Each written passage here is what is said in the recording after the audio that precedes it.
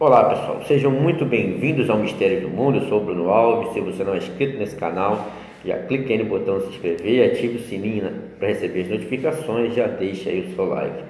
Bem pessoal, eu vou falar aqui do que vem acontecendo, né, na fronteira do Brasil e Venezuela, né? O Brasil está querendo enviar ajuda humanitária e a fronteira foi fechada por Maduro, né?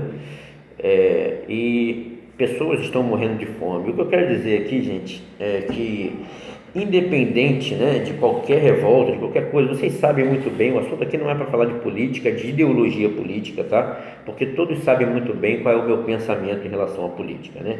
Eu sempre digo o seguinte: quem manda no mundo é o topo da pirâmide, ok? É o topo da pirâmide. Eles que vão estabelecer. Coitado do povo que acha que democraticamente elege algum presidente. Eu tenho pena do cara que ainda está dentro dessa matrix política. É o que eu sempre disse, gente, sempre digo. É preciso, para você estar livre da matrix mentalmente, porque fisicamente não tem como você estar aqui, mas mentalmente você tem que sair da matrix religiosa, da matrix político-econômica e da matrix científica. Não tem como, cara, você desvencilhar uma coisa da outra, né? Então, na realidade, é o que eu digo, gente. Eu não estou aqui, vocês sabem muito bem o meu pensamento quanto a essas questões políticas e econômicas, é o que eu sempre digo. Tanto o Adam Smith, né, fundador, né, da teoria ali, da funcionalidade da questão da economia liberal, quanto Karl Marx, né, fundador do socialismo, que são conceitos amplamente antagônicos. Todos eles são antagônicos. Você pensar na economia liberal e no comunismo, a economia liberal de Adam Smith e no comunismo de Karl Marx são coisas completamente antagônicas, completamente diferentes. Mas os dois têm uma coisa, só existe uma coisa em comum entre os dois, entre o Adam Smith e o Karl Marx. Ambos vieram da maçonaria. Então o que eu digo, tá? O próprio sistema cria as ideologias para dividir o gado, e fica o gado aqui discutindo se uma é de direita, outra é de esquerda, porque a esquerda é do demônio, porque a direita é do capeta, enquanto a topo da pirâmide sempre fica no poder. Os governos são eleitos de acordo com a vontade desses homens, né? Se eles querem algo mais se eles querem, por exemplo, ditaduras, serão ditaduras que serão estabelecidas, né? Por exemplo, na época da ditadura brasileira, nós tivemos ditadura no Chile, na Argentina, em vários lugares da América do Sul e outros lugares do mundo. Quando eles quiserem um governo mais de esquerda, né? Não, quando eles quiserem um funcionamento, um governo mais neoliberal para abrir o mercado e tudo mais, aí tinha Ronald Reagan nos Estados Unidos, tinha Margaret Thatcher na Inglaterra, Fernando Henrique no Brasil logo depois, Collor, né? Então, em várias partes do mundo foi esse tipo de governo. Aí quando eles quiseram esquerdizar, né? Eu digo assim um pouco o mundo, né? Para poder ter outro conceito. Aí você tinha, se elegeu Lula no Brasil, Barack Obama nos Estados Unidos, Chaves na Venezuela, Evo Morales, e você começa a ter no mundo, né, governos com visões um pouco mais esquerdistas. Aí quando eles querem mudar isso, aí eles querem agora uma coisa mais relacionada à extrema direita, aí você vê Donald Trump nos Estados Unidos, o Bolsonaro no Brasil e em outras partes do mundo também funciona assim. Não vou dizer que eles vão fazer em todas as partes, em todos os países, mas principalmente nos países mais importantes, nos blocos econômicos mais importantes, né? Eles vão assumir essa questão de acordo com a vontade do topo da pirâmide. Na realidade, o que eu quero levar em consideração aqui é que as pessoas perderam a noção da questão humanitária, né? Isso é uma questão humanitária, as pessoas estão morrendo de fome. Por que fechar a fronteira? Porque ele está alegando que como eu vou dizer, é uma união, né, de Estados Unidos, Brasil e Colômbia para invadir a Venezuela e terminar com o regime chavista, né? Isso aí, o ditador ele chega a certas conclusões, né, e sem pensar nas pessoas, né, sem pensar no ser humano, sem pensar um no outro. Vamos lá, tudo começou, o grande karma da Venezuela começa, né, quando os Estados Unidos estabelecem sanções, né, graves contra a Venezuela, em relação, porque a Venezuela vive do petróleo, é membro da OPEP, né? E ela quase foi excluída, né, da OPEP, e as sanções que foram impostas pelos Estados Unidos à Venezuela foi o que causou todo esse karma, né? Inclusive o próprio Maduro pediu aí ajuda à OPEP e contra as sanções, mas a OPEP não respondeu à Venezuela, até está dizendo aí na matéria o silêncio da OPEP, né? Então, na realidade, gente, é o que eu digo.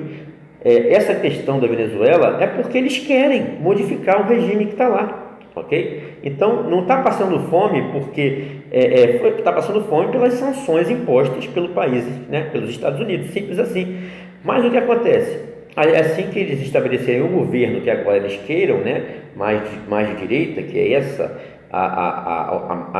agora mundialmente o que eles querem, então eles vão tirar as sanções e a Venezuela vai voltar a ter crescimento econômico. Então é assim, gente, que funciona, né?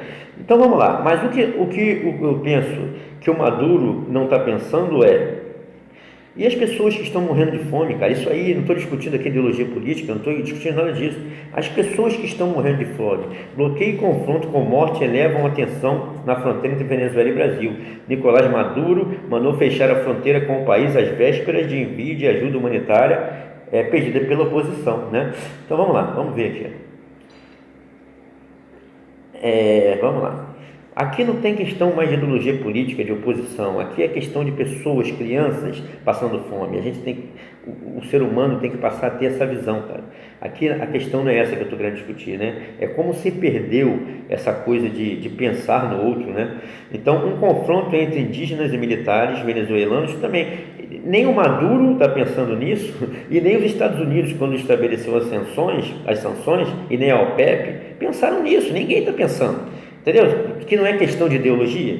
A questão é muito maior, é o que eles querem estabelecer e foda-se, quem está passando fome, quem está morrendo, as crianças que estão morrendo subnutridas, acabou, não tem nada, entendeu? Um confronto entre indígenas e militares venezuelanos que deixou uma pessoa morta e outros feridos, um clima de tensão, o uso de rotas clandestinas marcaram o primeiro dia de bloqueio da fronteira entre Venezuela e o Brasil após a ordem de Maduro.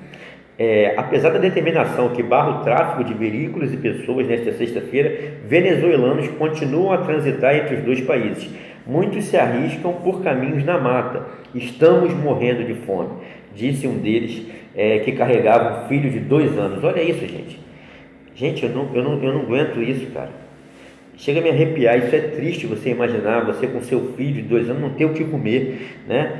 É algo assim, como esses homens, cara, os senhores do mundo, o governo das sombras, a elite mundial, eles trabalham sem pensar em você. Eles querem estabelecer o que eles querem, foda-se quem vai morrer, quem vai, entendeu?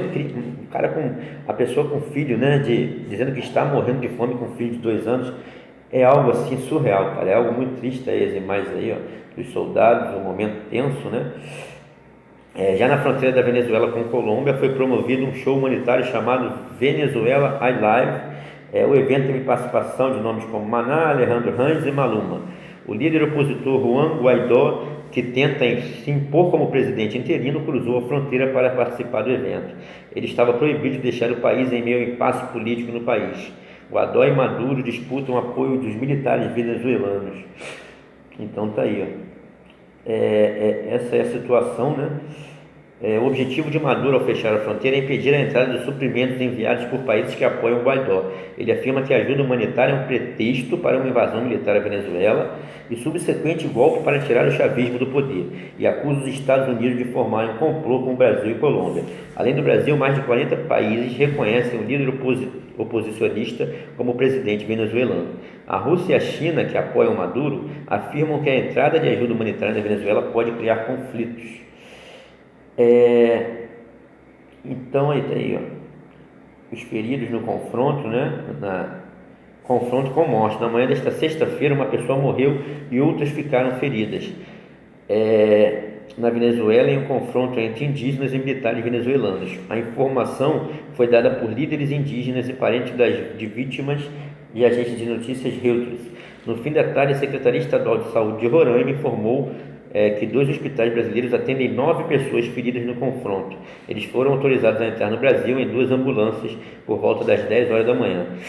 Dessas 7 foram encaminhadas ao Hospital Geral de Boa Vista, 5 foram para o centro cirúrgico e 2 foram atendidas no setor de grandes traumas.